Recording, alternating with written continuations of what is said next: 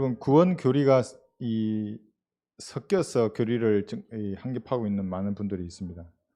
그러니까 한국에는 그 은혜의 복음하고 천국 복음을 이렇게 분리해서 공부하신 분들이 사실은 거의 없습니다. 99%입니다. 하늘나라와 천국이 달라야 합니다. 그렇다 그러면. 그러니까 하늘나라는 이제 헤븐리 킹덤은 이제 우리가 다 보통 개념을 알고 있는데, 이 땅에 세워지는 예수님께서 통치하시는 그 왕국, 그게 이제 천국이고, 킹덤 오브 헤븐이죠. 하나님의 나라는 킹덤 오브 갓입니다. 영적인 나라입니다. 그러니까 이것을 구분해야 그 천국에 이제 들어가기 이전에 전파되었던 게 천국 복음입니다. 초림되게 전파되었죠. 대월한테 전파될 겁니다. 천년왕국이 올 때니까. 근데 지금 우리에게는 은혜의 복음입니다. 그러니까 예수님께서 죽으시고 부활함으로써 죄가 용서된 겁니다. 이 사실을 믿음으로 구원받는 겁니다. 그런데 천국 복음은 다르죠. 예수님이 통치하시는 왕국의 백성답게 행해야 합니다. 그때는 항상. 그러니까 초림 때도 예수님이 행위를 강조하신 겁니다. 율법과 이 서기관과 바리새인들의 의보다 뛰어나야 들어간다고 하는 복음입니다. 그러니까 이 한국 교회 교단 교회 목사들은 이제 이것을 섞어버리니까 복음이 어떨 때는 믿음으로 구원받는다고 했다가 야고보서나 마태복음이나 또 사도행전의 가독에 들어가면 침례로 구원받는다는 말도 하고, 어떨 때는 행위가 확실히 있죠. 확실히 행위로 구원받아야 하니까. 히브리서 가면 대환란에 전파되는 이 복음은 확실합니다. 또 다시 이제 이 천국 복음 전파되니까. 이렇게 여러 가지 복음이 섞여 있다가 그 가운데 구원받은 사람도 있습니다. 그 가운데 있다가 우리 진리를 듣고 나오신 분도 있습니다. 그럼 무슨 증상이냐면, 원래 마귀가 통과하고 나면 나타난 증상 중에 하나가 흐릿한 겁니다. 사람이 죄를 짓고 자백합니다. 용서됩니다, 죄는. 근데 그 결과는 본인이 받아야 되고, 한번 통과하고 난 흔적이 뭐냐면 멍해지는 겁니다. 사람이 흐릿해집니다. 그러니까 이 구원의 복음이 한번 그런 마귀의 교리에 자기가 점유당했다가 나오면 흐릿합니다. 제가 아무리 얘기해도 방언에 대해서 얘기하고, 구원 받았습니다, 이 사람. 제가 보기에도 천국 복음 얘기하고, 아니다, 천국 복음은 그 표적이 따르는 거고 은혜의 복음은 아무런 표적이 없다, 사실 믿음을 행사해야 된다 얘기해도 이게 흐릿합니다, 이 사람이. 정말 시간이 지나야 합니다. 그 안개에 그치려고 그러면. 그러니까 마귀의 교리를 여러분 수용하는 게 얼마나 본인에게는 큰 타격인지를 아셔야 되고, 이 진리의 지식으로 그걸 씻기는 시간이 필요합니다. 신천지에 계셨던 분들도 그런 얘기를 합니다. 오래 계셨던 분들은 그때 있었던 그런 교리들이 자기도 모르게 나오는 겁니다. 씻어야 할 시간이 필요하듯이 은사주의에 빠져있던 분들은 필요합니다. 그런 것이. 그러니까 성령을 받는 것도 예수님 어떻게 했습니까? 12 사도에게는 숨을 내쉬었습니다. 숨을 하면서 성령을 받으라 그랬습니다. 지금 아무도 그렇게 성령 받을 수 없습니다. 예수님 셋째나 계시기 때문에. 또 어떻게 성령을 받습니까? 침례를 받으면 성령을 선물 줬습니다. 그 사도행전 2장의 유대인들입니다. 예수님을 십자가에 못 박은 그 유대인들은 그때 침례를 받아야 했습니다. 죄들을 사함받은 것으로 인하여 침례를 받아야 했습니다. 그런데 우리는 다르죠. 그 이후에 보면 안수하다가도 방언을 말하고, 말을 듣다가도 방언을 말합니다. 이 방언이란 말이 항상 방언을 할 때는 사도행전 2장, 9장, 19장에는 전부 다 유대인이 있는 겁니다. 그 옆에 표적을 보는 겁니다. 저 애가 방언을 하는구나. 배운 적도 없는데 내 나라 말로 들리네. 내 나라 말로 하나님 함께하는 사람이구나. 이걸 알았던 표적이었습니다. 그건 전부 천국 복음을 전할 때만 있었던 겁니다. 지금은 다르죠. 지금은 전혀 그런 표적이 없습니다. 믿음을 행사해야 합니다. 그러니까 믿음으로 구원받는 게 쉬운 것 같은데, 이런 마귀의 교리에 점유당하면 내 믿음을 내가 행사하지 못하는 겁니다. 성경 보면 너희가 믿음으로 말미암아 은혜로 구원을 받는 겁니다. 이것은 그 사람에게 난 것이 아닙니다. 하나님의 선물이라 하지 않습니까? 그러니까 내 믿음을 행사하는데 방해하는 겁니다. 방언이 왜 자꾸 나쁘다고 한다 하면 자기 의지로 행사해야 합니다. 하나님 앞에 나의 믿음으로 나가는 겁니다. 그게. 근데 그걸 못하게 하는 거예요, 방언은. 알라깔라말라 하면 나도 모르고 하나님도 모르고 아무도 모릅니다. 마귀만 알지. 정확한 언어를 만드신 하나님, 모든 세계의 나라의 언어 누가 만들었습니까? 하나님이 만드신 겁니다. 정확하게 내 지각과 언어를 하나님 부탁하세요. 근데 그런 교리에 한번 빠졌다가 나오신 분들은 정말 흐릿합니다. 이게 구원받은 것 같기도 하고 안 받은 것 같기도 하고. 시간이 조금 지나야 합니다. 말씀에. 물론 조금 더 씻어보면 구원받지 않은 분들은 자연히 떠나십니다. 구원받은 사람은 이제 아는 겁니다. 하나님의 말씀, 이것이 어디로부터 왔는지를 정확히 아십니다. 그래서 우리가 그 점을 좀 알고, 은사주의에 빠져 계셨다고 오신 분들이나 다른 분들, 여러 가지 분들이 계신데, 이제 빠져나오셨으면 보존되는 말씀이지 않습니까? 이 말씀의 젖으로 매일매일 성정해야 합니다. 그러니까 제가 잠언은 쉽지 않습니까? 어디 그 날짜 그냥 그대로 들어가면 되니까 잠언을 매일 읽으시라고 한 것이고, 구약이나 신약, 말씀과 기도로 하루에 30분 정도는 하나님과 교제하는 시간이 반드시 있어야 합니다. 그러니까 교제가 멀어지면 이제 동상이몽입니다. 그게 이신전심이 아니고 하나님하고 딴 생각 품고 있는 겁니다. 점점 내 육신이 그렇게 만드는 겁니다. 이렇게 말씀으로 이렇게 성장을 하면 이제 완전하게 마귀의 고리가 딱 끊어지는 겁니다. 더 이상 그를 붙잡지 못합니다. 조금 아셨으면 좋겠습니다. 그러니까 오늘은 드보라에 대해서 공부할 텐데, 재판관 드보라에 대해서 공부를 하겠습니다. 오늘은 이제 드보라에 대해서 배울 텐데, 이 재판관기 4장을 여러분 펴주십시오. 구약이죠.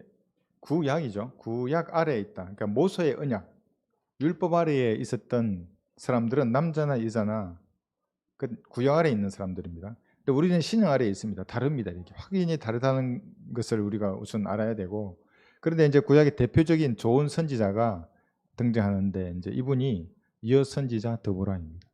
그러니까 우리가 어떤 교훈을 얻는지 한번 보겠습니다. 여기 이제 재판관기 4장에 쭉 나올 텐데, 이때의 상황은 이런 겁니다. 이스라엘이 악을 행하면 하나님께서는 이스라엘을 이방 민족에게 종으로 팔아버립니다. 그럼 어떤 험한 일꼴을 당하겠습니까? 종이 되는 겁니다. 한번 생각해 보십시오. 내 재산이 하나도 없는 겁니다.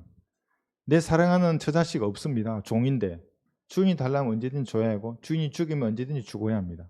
팔면 팔려야 하고, 그게 종입니다. 악을 행하면 하나님께서 그렇게 고성의 빵과 물을 마시게 합니다. 이스라엘이 그렇게 했습니다. 지금 그런 상황입니다. 그리스도인들도 마찬가지입니다. 지금 재판관기 4장의 상황입니다. 그리스도인도 하나님 보시기에 합당하지 않은 행위를 계속하지 않습니까? 물론 믿음으로 구원받았습니다. 근데 그의 행위가 하나님 보시기에 합당하지 않으면 이제 여러분 아스팔트 길을 달리다가 비포장 도로에 접어듭니다. 우리 젊은 형제들은 비포장 도로 안 가보셨죠? 비포장 도로에 가면 먼지가 일어나죠. 제대로 쓰면 못 쉽니다. 들크덕거리고 먼지가. 군대 갔으면 비포장 도로 알 겁니다. 아주 그냥 먼지가 아주 엉망이 됩니다. 그런 비포장 도로가 탁 펼쳐지는 겁니다. 물론 경치는 좋겠죠. 그런데 앞으로 못 갑니다. 차가. 흙탕물도 있고 바닥도 덜컹거리고 속도가 확 줄어들죠. 아주 고난 가운데 싸우는 거예요. 하나님께서 그런 환경을 허락하는 겁니다. 그게 내가 진리를 전하다가 받는 고난이면 당연히 감수할 텐데, 내 행동이 하나님 보시기에 합당하지 않아서 그 죄와 연루된 것일 수도 있고 우상 숭배와 연루된 것일 수도 있습니다. 여러 가지 이유로 그러면 하나님이 환경을 허락하십니다. 똑같습니다. 이렇게 고성의 빵, 고성의 물을 먹게 하시는 겁니다. 이 재판관기 4장 펴셨죠? 1절부터 3절까지 읽겠습니다. 한번 보십시오. 자, 왼손잡이 에훗이 죽습니다. 에훗이 죽은 후에 이스라엘 자손이 다시 주의 목전에서 악을 행하니, 악을 행하는 겁니다. 우리하고 똑같습니다. 사실 2절 보십시오. 주께서 하늘의 하솔에서 다스리던 가나안 왕 야빈의 손에 그들을 파셨더라. 하나님의 택한 민족이 이스라엘인데 팔아버립니다. 종으로. 그의 군대 대장은 이방인들의 하롯셋에 거하는 시스라였는데, 이 야빈이라고 하는 이방 왕의 아래에 시스라라고 하는 군대 대장이 있는 겁니다. 3절 보시면 이스라엘 자손이 주께 부르짖었으니, 자 부르짖는 겁니다. 고생의 빵과 물을 먹으니까 이제 정신이 좀 돌아오는 겁니다. 이거 비푸상 도로가 왜 나한테 펼쳐졌지? 왜 이런 고생과 고생의 빵과 물을 내가 먹어야 하지? 이제 생각하면서 하나님께 자백하는 겁니다. 자기 죄를. 이는 그가 철병거 900대를 가졌으며 20년 동안 이스라엘 자손을 심히 압제하였습니다. 이제 그 하나님께서 20년 동안 그러한 환경을 허락한 겁니다. 이제 이스라엘 부르짖었던 겁니다. 그러니까 여기 4절에 보시면 라피돗의 아내 여선지자 드보라가 그때 이스라엘 자손을 재판하였으니 하면서 이제 이 여선지자 드보라가 이제 어떻게 하는 것인지 이렇게 나오는 것입니다. 어떤 활동하는지. 극심한 종살이였겠죠. 그러니까 이제 부르짖는 겁니다. 하나님께서. 그러니까 고난도 감당할 만하면 웬만한 인간들은 그냥 참습니다. 왜 이런 환경을 허락하는지 잘 모르는 겁니다. 그 인간들이. 그러니까 자기 힘으로 그걸 이기려고 합니다. 그럼 어떻게 하십니까? 더 극심한 고난을 허락하시면 하나님께서 깨우칠 때까지 무거운 짐을 주는 겁니다. 이 20년 만에 이스라엘을 안 겁니다. 이건 내가 죄를 지었구나. 하나님께로 돌아가자. 그때서야 돌아가는 겁니다. 여러분도 마찬가지입니다. 좀 무게가 견딜만 하십니까? 계속 그러면 더한 무게를 주십니다. 결국 하나님께 돌아오게 만드는 겁니다. 그 사람을. 자백하지 않은 죄, 자신이 옳다고 여기는 그 습관적인 죄에 있습니다. 그건 자신은 모릅니다. 하나님께 간구해야 합니다. 그게 무엇입니까? 내 마음에 어둠이 있습니까? 주님 비춰주십시오. 제가 그걸 몰아내길 원합니다. 그게 사실은 마귀가 고소하는 겁니다. 하나님께 그 어둠이. 그러면 하나님하고 이제 1대1로 만나는데 아무런 허물이 없는 겁니다. 근데 그걸 부수어야 합니다. 그것이. 그리고 하나님께로 가면 이제 대적들이 물러나고 평탄한 길을 하나님께서 항상 주십니다. 그런데 문제는 여기 다른 남자의 아내 여선지자지 않습니까? 하나님께서 여자를 지휘자로 세우지 않습니다. 남자가 있다면. 그런데 남자가 없다면 어떻게 합니까? 여자를 세우는 겁니다. 준비된 남자가 없습니다. 그럼 여자를 씁니다. 여자가 없으면 어떻게 합니까? 그럼 하나님 일 하지 말아야 합니까? 아이들을 쓰고, 아이들이 없으면 짐승을 쓰고, 짐승이 없으면 돌멩이도 소리칩니다. 그게 하나님의 방법입니다. 없었습니다. 더보라 외에는 그 주변에 남자들이. 마땅한 제목이 없는 겁니다. 재판관으로 쓸만한 제목이. 그러니까 1대1로 그 심정을 하나님께서 보셨을 때 자기 마음에 합당한 사람이 없는 겁니다. 남자가 일단 없고 여자들 중에 더보라밖에 없었던 것입니다. 우리도 마찬가지입니다. 하나님과 교제할 때는 1대1로 마음과 마음이 만났을 때 하나님의 양심과 나의 양심이 만났을 때 내가 부끄러움이 없는 상태여야 합니다. 그 상태에서 교제하는 그 말을 들으십니다. 하나님께서. 그런데 내 마음은 또 딴 생각하면서 1대1로 어디 기도의 골방에 앉아있다? 그러니까 하나님은 내키지 하지 않아 하시는 것입니다. 어떤 혈기나 인간적인 의지, 감성으로 교제하는 것이 아닌 겁니다. 그렇게 하면 자기 능력을 한다 그러면 불은 활활 잘 탈 수 있습니다. 뭔가 할 수 있습니다. 그런데 언젠가 꺼집니다. 그게 많은 문제들이 이제 드러나게 됩니다. 사무엘상 여기 16장 7절 여기 이제 한번 손을 여기 표시를 해두시고 재판관기 4장 오늘 계속 볼 테니까 사무엘상 16장 7절에 보시면 하나님께서 보시는 것은 항상 외모가 아닙니다. 그의 직분이나 능력이나 뭔가를 가지고 있고 뭔가 인맥이 있고 그런 것 전혀 아닙니다. 하나님은 그 마음을 보시는 겁니다. 인간이 보는 것하고 이렇게 차이가 납니다. 그러니까 우리가 보기에 저 가망 없는 인간이라고 하더라도 하나님 들어서 쓰십니다. 우리가 보기에 인격이 별로야. 저 인간 왜 저렇게 화를 잘 내? 뭐 그럴 수도 있습니다. 그러나 하나님은 그 사람을 들었을 수 있습니다. 물론 인격은 변화되죠. 사람은 외모로 보나 주는 마음을 보시느니라 하시더라. 사람 여러분의 마음을 하나님 앞에 그대로 내보이면서 이렇게 주님과 우리는 교제해야 합니다. 그래서 이게 지금 여선지자 드보라는 좋은 선지자에 주게 되는 겁니다. 좋은 선지자 또 누가 있냐면 몇 명의 여자들 대보고 있습니다. 여선지자 드보라가 있습니다. 드보라가 있고 그다음에 요시야 왕 시절에 훌다라고 한 여자가 있고 이사야의 아내가 있습니다. 그다음 마지막으로 빌립의 신약에 보면 신약 성경에 빌립의 예언하는 네 딸들이 있습니다. 이런 하나, 둘, 셋, 네 그룹은 좋은 여선지자 있습니다. 미리암은 여러분 이제 나중에 다시 미리암 편이 있습니다. 똑똑합니다. 미리암은 좋은 선지자였는데 모세에게 대적합니다. 어떻게 대적하냐면 이겁니다. 아니 모세 하나님께서 너와만 함께 하는 거야? 여기 회중들하고도 함께 하잖아. 나하기도 함께 하고 이렇게 대적합니다. 모세를. 그러니까 하나님 세워주신 권위에 대해서 여선지자 좋은 선지자인데 물론 그때 대적한 겁니다. 하나님께서 어떻게 하셨습니까? 하얀 문둥병자로 만들어 버렸습니다. 미리암. 아론도 동조합니다. 그 반역에. 아론은 용서합니다. 하나님 아무런 징계도 안 하십니다. 그런데 미리암은 문둥병자로 만들어서 진영 밖에 7일 동안 있게 하는 겁니다. 그러니까 하나님의 계산은 항상 정확합니다. 정확히 보고 정확하게 이렇게 한다. 어쨌거나 미리암 우리가 다음에 살펴볼 겁니다. 이 좋은 여선지자에 우리가 더불어가 들어간다는 것을 아시면 좋습니다. 그러니까 선지자라고 한다는 것은 앞날을 예언하는 사람들이지 않습니까? 선지자. 그런 면에서 본다면 여러분도 선지자들입니다. 여러분 선지자입니다. 제가 또 이 말을 한다고 해서 이게 그리스도인들 보고 모두 선지자다 이 말이 아니라 우리가 할 수 있는 선지자 입장에서의 예언은 어떤 사람이 죽으면 어떻게 될 것인가를 정확히 예언할 수 있습니다. 이때를 보면 압니다. 구원 받으셨습니까? 예수 영접하셨어요? 뭐라 합니다. 탁 들어보면 알지 않습니까? 이거 당신은 죽어서 영혼이 불타야 되는데 이거 어떻게 구원하지? 내가 예언할 수도 있습니다. 끝내 거부하면 당신은 당신 죄 가운데 죽을 것입니다.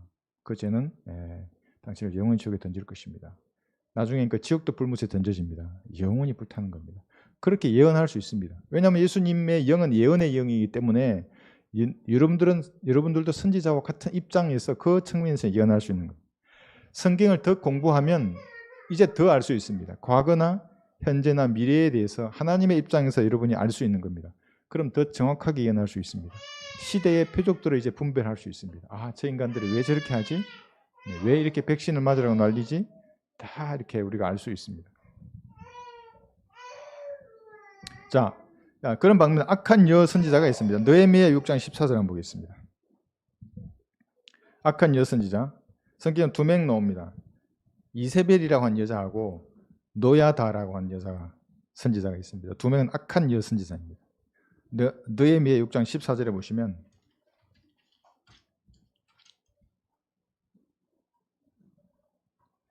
그래서 이제 이런 구약의 교훈들을 찾아서 공부하는 것을 이 짜릿함을 추구하는 은사주의 교회에서는 별로 좋아하지 않습니다. 맨날 휴고, 재림, 대환란, 뭐 전쟁, 뭐 이런 얘기하면 다 좋아하는데 이 교훈을 하나하나 찾아서 우리에게 적용하면 우리의 삶이 변하는 겁니다. 잘하지 않습니다. 그 사람들은. 여기 14장 보시면 나의 하나님이여, 느헤미야 6장 14절입니다. 주께서는 나를 두려움에 처하게 하려 한 토비야와 산발락과 여선지자 노야다와, 이 노야다가 나오는 겁니다. 악한 여선지자입니다. 선지자들의 남은 자들을 그들이 이러한 행위들에 따라 생각하셔서. 그래서 여러분, 이 행위라는 것이 그렇게 중요합니다. 하나님이 기억을 합니다. 구원받은 이후에 여러분의 행위들은 그리스도의 심판석에서 그대로 올려집니다. 나무나 짚이나 그루터기는 불태워준다 그랬죠. 금이나 은이나 보석의 행위들은 그대로 남는 겁니다. 그럼 현재에도 하나님은 여러분의 행위들에 관심이 있으십니다. 그러니까 구원받아서, 믿음으로 구원받아서 이제 행위는 끝이야? 아닙니다. 이제 행위가 시작인 겁니다. 그 행위들을 하나님이 기억해서 악한 여선지자 이렇게 말합니다. 이 사람은. 이세벨, 이렇게 두 명은 악한 여선지자 있습니다. 예. 물론 신약에 이 쓰는 사도나 선지자가 이제 필요 없습니다. 왜냐하면 이 성경이 완성되었기 때문에 선지자가 해야 할 예언은 이 성경에 모두 기록되어 있습니다. 근데 이것이 예언이 부족하고 추가적인 예언, 가로 열고 계십니다. 이것이 더 필요하다. 그래서 내 말이 곧 계시다 이렇게 말하면 그가 이단이고 사이비가 되는 겁니다. 그 계시의 믿음 내가 하는 그 있잖아요. 뭐 무형인가 뭔지 모르겠지만 그러면 비성경적인 마귀의 자식이 되는 겁니다. 그게. 그리고 수많은 사람들이 있습니다. 몰몬경도 자기가 추가적인 계시를 받지 않습니다. 성경 위에 몰몬경이 있는 겁니다. 그러니까 우리는 이 성경에서 계시가 완성되었고 이제는 뭐가 있습니까? 거듭난 사람이 이 성경을 깨닫는 것이 있는 겁니다. 어떻게 깨닫는가? 또 뭐 댓글 보니까 뭐 말도 안 되는 얘기를 적어놨습니다. 성경을 깨닫는 것은 이 성경을 기록하신 성령 하나님, 그분이 여러분 안에 있을 때 그분께서 여러분들을 모든 진리로 인도하는 겁니다. 어떤 사람은 반짝 깨닫습니다. 아, 너무 기뻐 이게.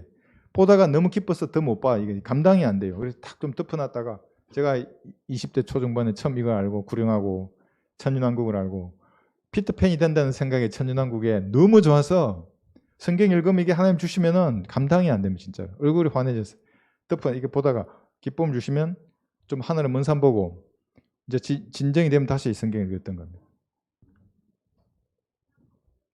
신약에서는 더 이상 사도나 여선지자가 불필요합니다. 왜냐하면 성경이 완성되었기 때문에 여기에 모든 계시가 끝이 난 겁니다. 이제 깨닫는 것이 남아 있습니다. 성령께서 깨닫게 해주십니다. 감동을 주시고. 그럼 어떻게 하면 예언을 알고 더한 것은 공부하라는 거죠. 말씀을 공부하는 겁니다. 성령께서 기록하신 이 말씀 공부하면 더 많은 예언을 여러분 할 수 있습니다. 이제 적응이 됩니다. 눈에 보입니다. 저것들이 왜 저러지? 보입니다. 이것이. 공부하라 공부하라 공부하라. 내가 말씀을 올바로 나누어 자신이 하나님 앞에 부끄럽지 않는 일꾼으로 있는 것 같도록 공부하라 그럽니다. 그러니까 마귀 입장에서 공부가 부담이 되니까 지워버립니다. 공부라는 단어를. 다른 성경에는 공부가 없습니다. 디모데후서 2장 15절에 공부하라. 공부하면 예언해야 됩니다. 개인의 앞날도 예언하게 되고 보입니다. 이렇게 얘기한 들어보면 그 가정의 앞날도 보입니다. 그렇게 하면 어떤 조직의 앞날도 마찬가지고 나라의 앞날도 마찬가지입니다. 공산주의자들에게 표를 주면 나라는 망하는 것입니다. 균등하다고 하지 않습니까? 이꼴 그게 같이 망하자는 겁니다. 공산주의자는 반성경적인 것이고 그 사상 자체가 하나님은 자본가이십니다. 이자를 논하는 게 하나님이십니다. 일하지 않고 먹으려고 하는 사람 뭐라 합니까? 성경은 먹지도 말라는 겁니다. 일하기 싫어하는 자는. 근데 가진 사람을 뺏어서 가난한 사람에게 준다는 것은 마귀가 맞는 것입니다. 자, 그래서 좋은 재판관 드보라의 이름, 드보라의 이름은 꿀벌입니다. 좋은 선지자 같죠? 이름에 그래서 여러분 의미가 다 있습니다. 여러분의 이름이 성경에 있을 겁니다. 한번 찾아보십시오. 지난번에 말씀드렸죠. 제 이름은 창세기 1장 1절이라고 있을 제자의 빛날 일자입니다. 빛이 이스라엘입니다. 여러분 어디에 있습니까? 한번 찾아보십시오. 시편 119편 한번 보겠습니다. 하나님의 말씀도 꿀입니다. 근데 꿀보다 더 답니다. 119편 103절에 여기 보시면 하나님의 말씀을 시편 119편 103절 여러 가지에 비유하죠. 사과, 빵, 물, 젖, 고기. 그 다음에 여기 꿀입니다. 주의 말씀들이 내 입맛에 어찌 그리 단지요 정녕 내 입에 꿀보다 더 다니이다. 하나님의 말씀입니다. 그래서 드보라 이름이 이렇게 꿀벌인 것만 보더라도 좋은 여선지자이다 이렇게 할 수 있습니다. 이제 그만큼 여자이지만 하나님 보시기에는 이 재판관에 부합한 사람이라는 것을 알 수가 있습니다. 자, 신명기 16장을 한번 보겠습니다. 그런데 이 재판관은 말 그대로 재판을 하려고 하면 신명기 16장입니다. 왜곡된 재판을 하면 안 됩니다. 율법대로 판단해야 합니다. 그러니까 필요하겠죠. 그러한 품성을 갖춰진 사람이어야 하는 것입니다. 그러니까 아무런 남자가 없기 때문에 남자가 되는 게 당연한 겁니다. 준비된 사람이 있으면 좀 부족해도 남자를 시킵니다. 그런데 남자가 없기 때문에 여자를 시킨 겁니다. 여기 신명기 16장 18, 19절에 보시면 주 너희 하나님께서 내게 주시는 내 모든 성문들에서 재판관들과 관원들을 내 지파들에 두루둘 것이요 그들은 공정한 판단으로 백성을 재판할 것이니라. 공정하게 판단해야 됩니다. 재판관들은 너는 재판을 왜곡하지 말 것이며 사람들의 외모를 존중하거나 선물을 받지 말라. 선물은 현명한 자의 눈을 멀게 하고 의인의 말을 왜곡시키느니라. 하나님의 선물은 받아도 됩니다, 여러분. 하나님의 선물은 받으셔야 합니다. 그런데 여기 말하는 이 제물 있죠. 재판을 왜곡해 하는 제물은 받지 말라는 겁니다. 이런 제목이 여자들은 드보라밖에 없었고 남자들 중에는 없었던 것입니다. 그러니까 하나님 보시기에 드보라의 그 심중, 마음이 합했던 겁니다. 그러니까 여자도 쓴 겁니다. 구약인데도 불구하고. 그래서 당시 이 시대가 이스라엘 중북부 지대입니다. 지금 이 그 드보라 있는 지대가 거기에는 아무런 남자도 없었습니다. 그래서 여자를 임명했습니다. 이사야 3장을 보겠습니다. 그런데 하나님께서는 여자를 임명하는 것에 대해서 드보라는 특별한 경우죠. 남자가 전혀 없기 때문에 썼습니다. 여자가 지배하는 것에 대해서 성경은 부정적으로 말을 합니다. 이사야 3장 12절입니다. 내 백성을 말한다면 아이들이 압제자가 되며, 그러니까 아이들이 위로 올라가는 겁니다. 여자들이 그들을 지배하는도다. 여성 상위 시대가 됩니다. 여성의 인권이 남자들을 압도하는 시대가 올 겁니다. 그게 언제입니까? 라오디케아 시대입니다. 지금입니다. 마지막 날들입니다. 지금. 오 내 백성아 너를 인도하는 그들이 너로 탈선하게 하여 너의 진로를 멸망시키는도다.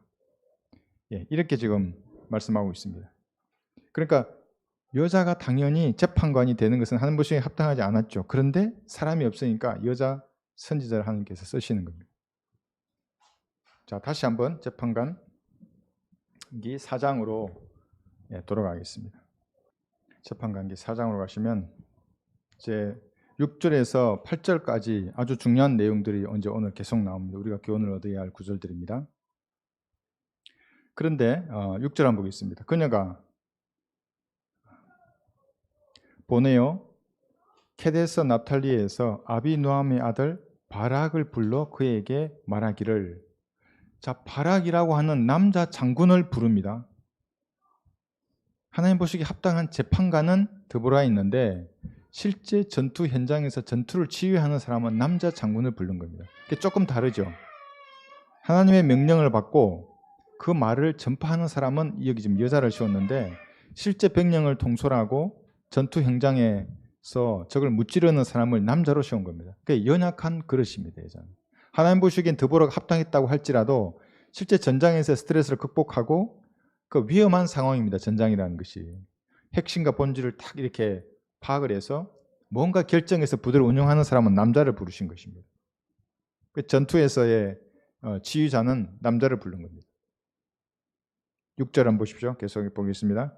이스라엘의 주 하나님께서 이같이 명하지 아니하셨느냐 말씀하시기를 너는 납탈리 자손과 스불룬 자손과 1만 명을 데리고 타불산을 향하여 가라. 자, 이렇게 바락에게 지금 말하는 겁니다. 드보라가. 그런데 이 바락이 지금 6절에서는 뭐냐면 이 드보라의 동력자입니다. 그러니까 하나님으로부터 말씀은 드보라가 받았고 말씀을 전파하는 자가 드보라에 있죠. 그 현장에서 실행하는 자가 바락에 있습니다. 동력자에 있죠. 동력자가 그래서 중요합니다. 웨슬리 아시죠, 여러분? 감리교회 장씨 웨슬리. 저는 웨슬리를 인용할 때는 항상 감리교도들한테 근데 왜 웨슬리 목사님은 목회한 지 10년 동안 구원받지도 못하고 10년 후에 구원받았습니까? 이런 예화를 잘 씁니다. 그 웨슬리입니다. 그냥 종교인으로 열심히 목회를 한 겁니다. 그분이. 그러다가 어느 날 우리처럼 거리에서 외치는 사람의 로마서 나와 있는 그 설교를 듣고 자기 구원받습니다. 내가 믿음으로 말미암아 에베소서 나오는 그 구절, 로마서 나와 있는 내 입으로 주 예수를 시인하고 10년 지나서 구원받은 겁니다. 제가 그래서 웨슬레의 인용을 많이 합니다. 감리교도들에게. 구원받지 않아도 얼마든지 교회 다닐 수 있고 얼마든지 목사, 장로, 박사 다 할 수 있다고. 구원받으라고. 갈보리를 쳐다보고 구원받아야 한다고. 모든 것이 끝났다고 거기서. 제사가. 죄를 위해서 더 이상 들을 것이 없다고. 그 믿음으로 당신이 받아들이지 않으면 방언하고 무슨 교회 헌금하고 아무 소용없다고 그것은. 그 웨슬리의 동력자는 조지 휘필더 있습니다. 여러분 책에 있을 겁니다. 소책자에 보시면 조지 휘필더. 위대한 복음 전도자이고 목사였습니다. 동력자가 항상 있는 것입니다. 무디 아시죠, 여러분? 무디의 동력자는 알레이 토레이 박사입니다. 동력자가 항상 있는 것입니다. 그러니까 외롭지 않은 것입니다. 전투는 외로운 것입니다. 가을이 되면 여러분 그 전방에서 군인들을 부른 노래 유행가 가사 중에 전선의 달밤이 있습니다. 가랑잎이 휘날리는 전선의 달밤.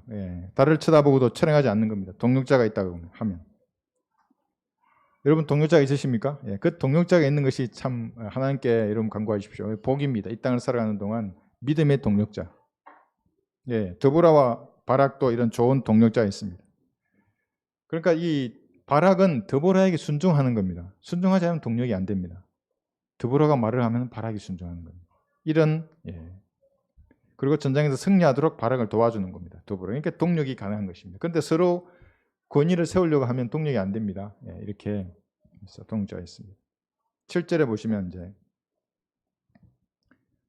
그리하면 내가 야빈의 군대대장 시스라와 그의 병거들과 무리를 키송강으로 내게 이끌어내어 그를 내 손에 넘기리라 하시느니라 하니. 자, 하나님의 말씀 이렇게 전달하는 겁니다. 바락에게 뭐라 그럽니까? 너는 7절에서 너는 그러죠. 가라 그럽니다. 너는 6절에서 너는 납탈리 자손과 이렇게 해서 향하여 타볼산을 향하여 가라 이렇게 말하는 겁니다. 지휘체계가 정확합니다. 너는 가라 하면 바락이 순종하는 것입니다. 여러분들은 누구 명령에 순종해야 됩니까? 바락은 드보라에게 순종했습니다. 여러분들은 주의 명령에 순종하는 겁니다. 시편 119편을 보겠습니다. 119편 30절에 보시면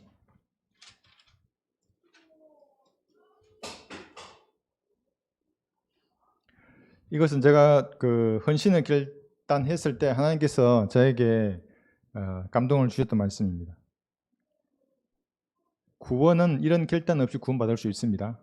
자기 죄가 용서된 것을 믿음으로 구원받기 때문에. 헌신은 그러나 다른 것입니다. 헌신할 때는 자기를 부인하고 자기 십자가를 지고 주님을 따르는 것입니다. 이게 헌신입니다. 구원은 하나님의 선물을 그냥 받는 것이고 119편 30절에서 내가 진리의 길을 택하였으며 주의 명령들을 내 앞에 두었나이다. 이 명령들이 이 성경입니다. 이 성경이 하나님의 명령입니다. 주의 명령들. 그래서 그리스도인들은 누군가에게 복종해야 한다면 이 말씀에 복종하는 겁니다. 그래서 여러분 복잡하게 영적 전쟁이 일어난다거나 논쟁이 생긴다거나 할 때는 말을 안 하는 겁니다. 어떤 말도 하지 않습니다. 그리스도인들은. 성경으로 돌아가는 겁니다. 집에서 성경 읽고 기도합니다. 기도하고 성경을 읽습니다. 그러면 하나님께서 항상 해답을 주십니다. 근데 말을 하면 이제 하나님하고는 멀어집니다. 그래서 항상 고참들, 영적인 고참들은 뭔가 논쟁이 생기고 영적 전쟁이 생기면 집에 가서 성경을 펴고 하나님한테만 기도하는 겁니다. 말은 하나님한테 하는 겁니다. 그러면 하나님이 들어주십니다. 조금 시간이 지나면 이제 진리를 다 가르쳐 주십니다. 119번 여기 펴셨죠? 102절을 보시면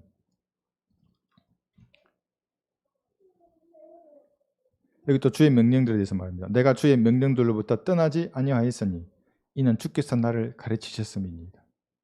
말씀으로부터 떠나지 않는 겁니다. 119편 102절. 말씀으로부터 떠나지 않는 겁니다. 주께서 나를 가르치십니다. 말씀으로 여러분들 가르치시는 겁니다. 120절도 보겠습니다. 120절. 내 육신이 주를 두려워함으로 전율하오며 내가 주의 명령들을 두려워하나이다. 여러분 이 말씀을 펴셨을 때는 말씀과 여러분에게 상호작용이 일어난다고 합니다. 실제 그렇습니다. 여러분이 말씀을 판단하려고 앉는 순간에 말씀은 벌써 여러분을 판단해버립니다. 이 기록되어 있는 말씀이 살아있기 때문에 이 말씀이. 그래서 전율하오며 그런 거예요. 주의 말씀, 주를 두려워함으로 전율하오며 내가 주의 명령들을 두려워하나이다. 이 하나님의 말씀입니다.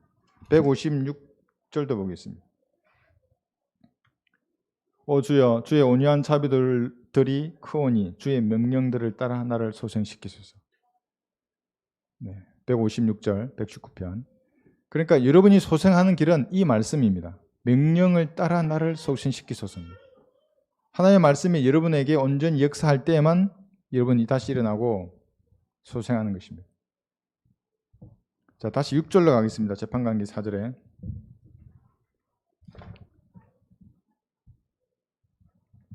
드보라에게는 전우가 있습니다.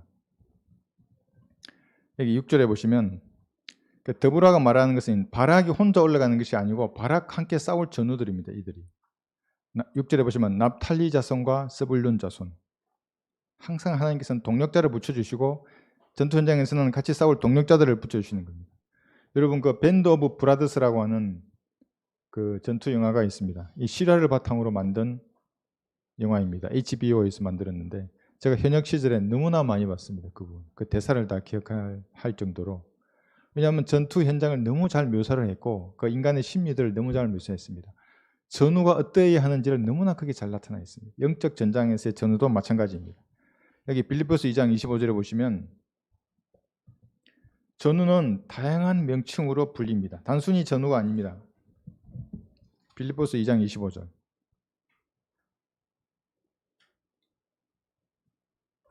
빌립보서 2장 25절. 또한 나는 에파프로디도를 너희에게 보내는 것이 필요하다고 생각하였노라. 그는 나의 형제요 동력자이며 전우이고 너희의 사자이며 나의 필요를 공급해 주는 일꾼이라. 전우는 여기 형제이고 동력자이고 사자이고 일꾼입니다. 이렇게 불리는 겁니다. 이것이 영적 전쟁을 함께 수행하는 형제고 자매들입니다. 이런 전우들이 모여서 지역 교회를 형성하고 있는 것입니다. 그래서 목자를 중심으로 단합해서 이 영적 전쟁을 수행하는 것입니다. 오늘은 여기서 싸우고 내일은 저기서 싸우고 열심히 싸우는 것입니다. 그런데 우리가 만약에 와야 된다면 이제 마귀의 종들이 비웃는 겁니다. 저기 뭐 한다 그러더만 어디 갔어다 이렇게 되는 겁니다. 단합해야 합니다. 단결해야 합니다. 그래서 이간질 시키는데 여러분 어떤 틈도 주면 안 됩니다. 그래서 하나님의 일을 수행하는 것입니다. 6절에 보시면 다시 재판관기 4절에서 지금 이 전쟁에 필요한 인원을 하나님께서는 1만 명을 데리고 가라고 합니다. 1만 명. 1만 명을 데리고 가라고 하는 겁니다. 그러니까 병력 없이 싸우게 하지 않습니다. 우리 교회의 임무를 수행하는데 여러분 몇 명이 필요하다고 생각하십니까? 하나님께서는 필요한 사람을 붙여주십니다. 여러분 독일어 전도지 보셨죠? 어떤 사람은 이 전도지에 손도 못 대게 하나님 잘라버리십니다. 어떤 자매님은 전도지를 만들게 하는 겁니다. 누군지 아시죠, 여러분? 그러니까 하나님께서는 자신의 일을 아무에게나 맡기지 않습니다. 이 사에게, 이 은혜의 복음을 전파하는 사에게 반드시 필요한 사람을 보내주시는 겁니다. 여기 1만 명을 보내주셨듯이 우리가 은혜의 복음을 전하는데 꼭 필요한 사람을 하나님께서 보내주십니다. 그 다음에 다시 6절에 보시면 타볼산이 나오죠. 이 타볼산이 어디냐면 직결지입니다. 직결지가 정해져 놓고 싸우려고 하는 겁니다. 여러분의 직결지는 어디입니까? 직결지라는 건 이런 데입니다. 전쟁을 하기 전에 전쟁의 도구들이 다양하지 않습니까? 뭐 무기 장비 다양한 것들이 있습니다. 그런 유형의 전투력도 있고 뭐 정신전력 같은 무형의 전투력이 있을 겁니다. 이걸 충만하게 보충하는 곳이 직결지입니다. 힘을 얻는 곳입니다. 여기가 전사들이 모여서 그 직결지입니다. 그리고 적의 역습으로부터 경계를 해야죠. 이게 직결지입니다. 직결지 행동을 합니다. 그리고 힘을 얻어서 밖으로 나가 싸우는 겁니다. 직결지 행동에서 놀기만 한다면 군인이 아니죠. 직결지에서 맨날 먹고 마시고 놀고 기름이나 넣고 이렇게 뭐 한다면 군인이 아니죠. 그렇게 끝난다면 거기서 힘을 얻어서 밖으로 나와서 마귀의 진영에 뭔가 싸우도록 힘을 얻는 데가 직결지입니다. 우리 교회도 마찬가지입니다. 말씀으로 양육하고 성경 공부를 하고 우리가 성장하는 겁니다. 그리고 세상으로 나가는 겁니다. 무엇인가는 합니다. 세상을 소동시키든지 요란스럽게 하든지 무언가는 그들에게 던지는 것입니다. 그리고 우리 지역교회에 있으면서 배우는 것이 있습니다. 인내를 배우는 겁니다. 인내. 섬김을 배우고 사랑을 실천하는 것이 어떤 것인지를 형제 자매들을 통해서 우리가 배울 수 있습니다. 그 다음에 여기 또 5절에 여기 7절에 보시면 키송강이라고 나옵니다. 격전지를 정해두십니다. 하나님께서 어디서 싸우라. 7절에 보시면 그리하면 내가 야빈의 군대대장 시스라와 그의 병거들과 무리를 키송강으로 내게 이끌어내어 그럽니다. 그를 내 손에 넘기리라 하신다니라 하니 키송강이라는 격전지를 하나님께서 정해두시는 겁니다. 거기서 여러분의 격전지는 어디입니까? 영적 전쟁이 일어나는 주 전장이 어디입니까? 뭐 말 안 듣는 아이들입니까? 아니면 남편이나 아내입니까? 그런 사람들이 아닙니다, 여러분. 그 사람들의 이면에 있는 영적인 세력들이고 더 정확히 말하면 여러분의 마음과 여러분의 생각 그것이 여러분의 격전장입니다. 지금 이 영적 전쟁을 수행하는데 이 격전지에서 여러분의 마음과 생각을 고린도 후서 10장 5절 지키라고 말씀하고 있습니다. 성경에서 모든 생각이라고 나오는 두 구절이 있습니다. 모든 생각. 고린도 후서 10장 5절에는 여러 가지 구상과 하나님을 아는 지식을 거역하여 스스로 축켜 세운 모든 높은 것들을 무너뜨리며 모든 생각을 사로잡아 그리스도께 복종케 하니 할 때 이 생각입니다. 그 생각을 사로잡아서 예수님께 복종하게 해야 격전지에서 살아남고 승리하는 겁니다. 그러니까 마귀들은 이 생각을 점유하려고 계속해서 공격하는 겁니다. 수많은 언론 매체들을 동원하고 세상 문화를 조장해서 이상한 생각들을 여러분에게 계속 심어주는 겁니다. 말씀이 내게 들어와서 어떤 생각의 진지를 구축하는 것보다 세상 것이 들어와서 구축하는 게 훨씬 빠릅니다. 더 강력합니다. 그들은. 한 번 보면 잘 잊혀지지도 않습니다. 죄악에 관계된 것들은. 근데 하나님의 말씀은 반복해야 합니다. 보고 또 보고 또 보고 그래야 겨우 뭔가 지어집니다. 이 내 생각 속에. 여러분의 격전지는 여러분의 생각입니다. 여기서 싸우면 좀 이상한 것들이지 않습니까? 눈에 보이는 격전지라고 생각하는 그런 것들은 다 해결이 됩니다. 그래서 잠언 29장 11절에서는 이렇게 말합니다. 모든 생각, 이게 두 번째 구절입니다. 잠언 29장 11절 어리석은 자는 자기의 모든 생각을 드러내나 현명한 사람은 그것을 끝까지 간직하느니라. 여러분 생각을 드러내서 말을 하지 않습니까? 마귀가 그 말을 타고 돌아다닙니다. 이렇게. 그래서 모든 생각을 드러내지 말라는 겁니다. 잠언 29장 11절 인간으로서 누구나 자기 입의 자무실을 채워야 하는 게 여기에 있습니다. 구원받은 그리스도인들은 반드시 입을 주의해야 하는 겁니다. 무슨 말이 하지 않습니까? 불평이나 비방을 하면 마귀들이 이제 그거 딱 타고 그대로 들어가는 겁니다.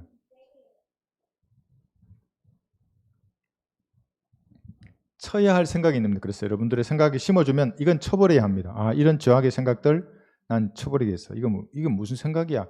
생각이 드는 거 어쩔 수 없죠. 그것은 본성이 그렇기 때문에 쳐내야 합니다. 수없는 불화살들이 생각으로 날아오는 겁니다. 생각으로. 좀 이따 어떤 말을 들어보면 아유 저 인간은 보니까 어떤 불화살을 맞았는지 보입니다. 이제 그것이 뭐냐면 여러분 유튜브에 먹방을 보면 그날 저녁 메뉴가 그게 되는 겁니다. 그거 보면 그대로 해서 그대로 보는 겁니다. 그래서 주의해야 하는 것을 보는 것을 나한테 그대로 들어오는 겁니다.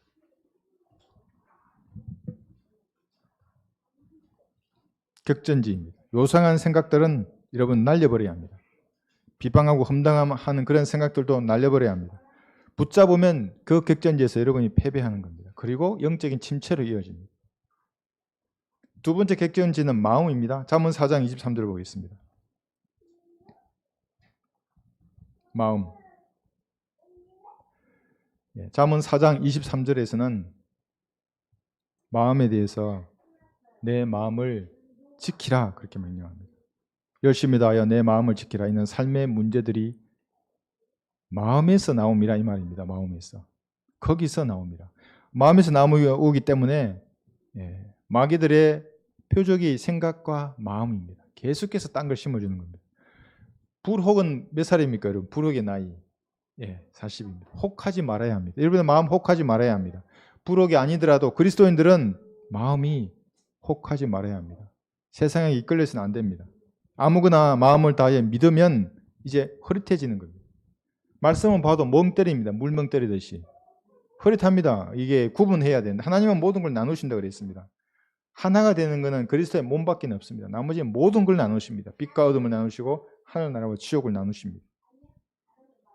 그런데 아무거나 다 붙잡고 생각을 아무 마음속에 들어온 거 다 내가 받아들이면 이 살아있는 보존된 말씀을 들이미어도 이 사람 멍 때리는 겁니다. 이 무슨 말인지 못 알아듣고 7절 다시 재판강의 4절 7절에 보시면 4장의 7절 승리를 위한 전술이 여기에 나와 있습니다.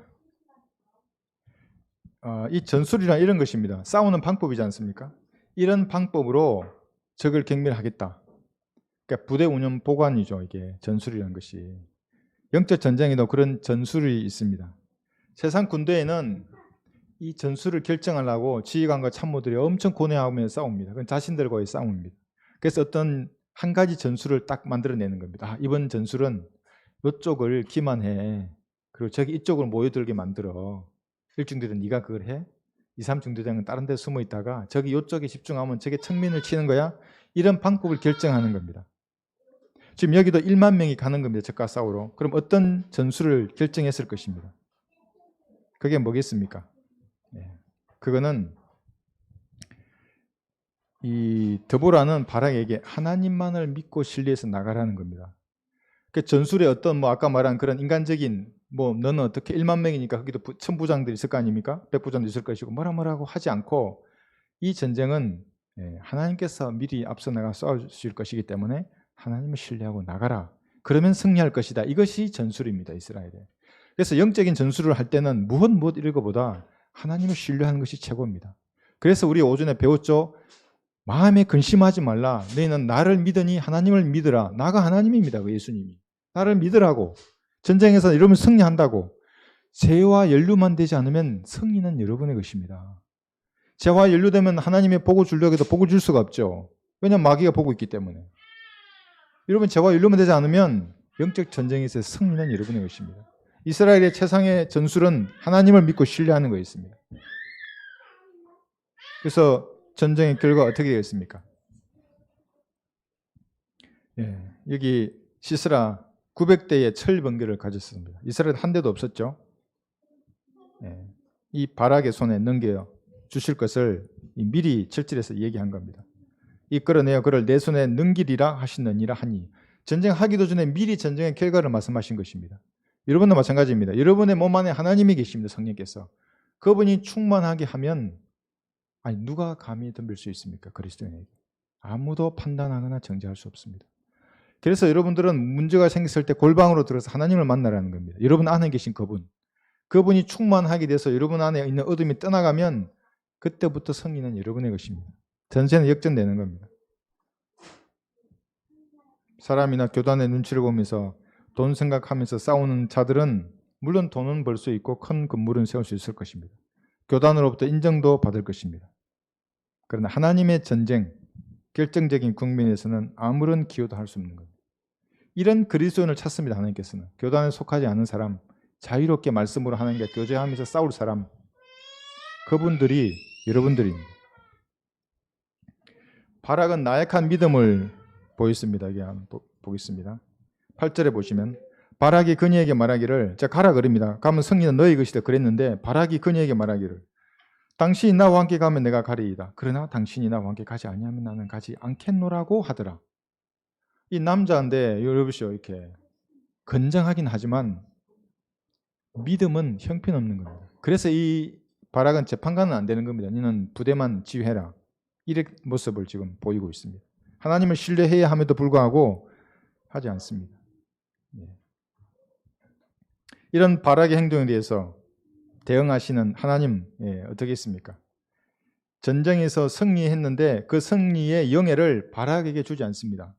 누구에게 줍니까? 여자에게 줍니다. 이 구절 보시면 그녀가 말하기를 내가 반드시 너와 함께 가리라. 아유 그래 이 겁쟁이야, 내가 갈게, 같이 가.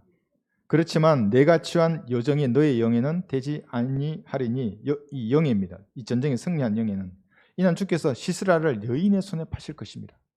그 900대의 철병거를 가진 막강한 시스라를 여인의 손에 파는 겁니다. 하고 드보라가 일어나서 바락과 함께 케데스로 가니라. 지금 전쟁이 일어나기 전에 이미 다 결론까지 다 난 겁니다. 지금 여자에게 전쟁이 얘기가 간 겁니다. 그래서 바락은 고생하고 승리의 영예는 어떤 여자가, 야일이라고 하는 여자가 또 가질 것입니다. 여기 뿐만 아니라 16절 한번 보십시오. 재판관계 4장 16절입니다. 자, 전쟁이 이제 일어났습니다. 그러나 바락이 그 병거들과 군대를 추격하여 이방인들의 하로셋에 이르니 시스라의 모든 군대가 칼날에 쓰러졌고 남은 자가 한 명도 없더라. 이제 승리했습니다. 17절 그러나 시스라는 도보로 도망하여 켄인 헤벨의 아내 야일의 장막에 이르렀으니 하솔왕 야빈과 켄인 헤벨의 가문 사이에는 화평이 있음이더라 하고 이제 여자한테 숨은 겁니다. 야일에게. 야일이 시스라를 맞으러 나가서 그에게 말하기를 내 주여 들어오소서, 내게로 들어오시고 두려워하지 마소서 하니 그가 장막 안으로 들어가 그니에게로 오니 그니가 그를 이불로 덮더라. 그가 그니에게 말하기를 청하노니 마실 물을 좀 달라, 내가 목마르도다 하니 그녀가 저 부대를 열어 그에게 마실 것을 주고 그를 덮으니라. 다시 그가 그녀에게 말하기를 장막 문에 있다가 어떤 사람이 와서 내게 물어 말하기를 여기 누가 있느냐고 하거든 없다고 말할지니라 하니, 자 21절 보십시오. 헤벨의 아내 야일이 장막에 못을 갖고 그니의 손에 망치를 들고 가만히 거기에 들어가서 그 못을 관자놀이에 대고 박아 땅에 꽂으니 이는 그가 잠들어 있었으며 피곤하였음이라. 이에 그가 죽으니라. 전쟁의 영예가 이 야일이라고 하는 여자에게 들어간 겁니다. 바락이라고 하는 이 장군은 아무것도 가질 수 없었던 것입니다. 수소처럼 힘은 있었지만 하나님을 신뢰하지 않았기 때문에 그렇습니다. 믿음이 없었습니다. 바락이 있었다면 이 모든 영예는 바락의 손에 갔을 겁니다. 바락이 시스라를 단칼에 베고 잊혀지지 않은 영웅으로 남았을 것입니다. 이 전쟁으로 인해서 가나안 왕 야빈은 멸망합니다. 재판관계 5장 31절에 보시면 이스라엘은 이제 40년간의 안식이 주어집니다. 오 주여, 주의 모든 원수가 이같이 망하게 하시고 주를 사랑하는 자들은 힘차게 솟는 태양과 같이 되게 하소서 하니라. 그 땅이 40년 동안 안식하였더라. 이렇게 되는 것입니다.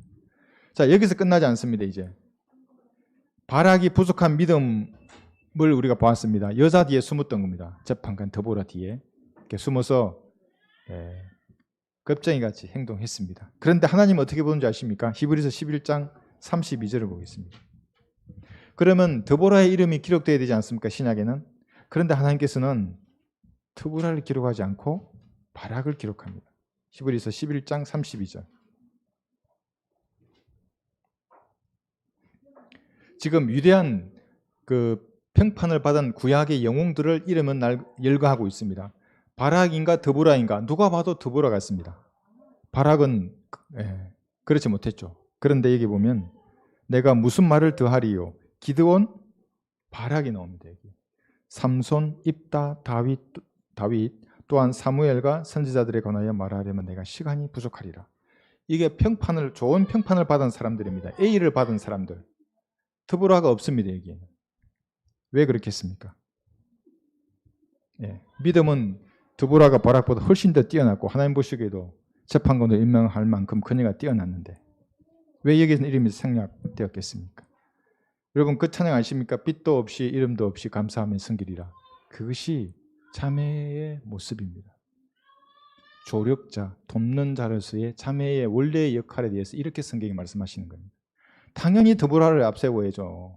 급쟁이 바락은 뒤로 하고, 내가 당신이 가면 가고 안 가면 안 간다고 한 바락의 이름은 여기 A로 평가하시고 드보라는 이름조차 없는 겁니다.